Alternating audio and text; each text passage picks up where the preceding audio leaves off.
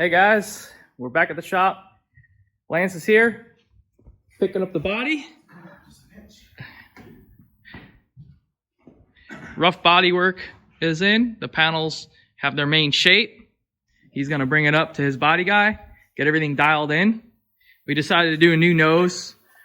The old one, the resin didn't cure quite right. It was a little rubbery. I mean, it had a nice shape to it, but we were afraid of issues later on because this is our plug. We're gonna pull our molds off this thing. So we decided to do a new one. And then we bonded it to the dash panel. So that piece is gonna be one, and that flows really nice. We also bonded these scoop panels to the lower panel,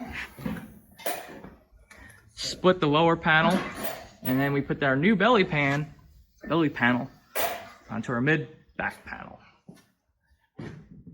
We adjusted these. Got a nice third brake light in there.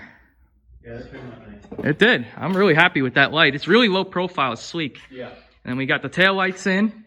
The tail lights are looking awesome. We're gonna move that bar that's behind there to support the tail. We're gonna move that bar up, get it out of the way so you can't see it, because we left these tail lights floating, which gives it a nice, really crisp, modern look.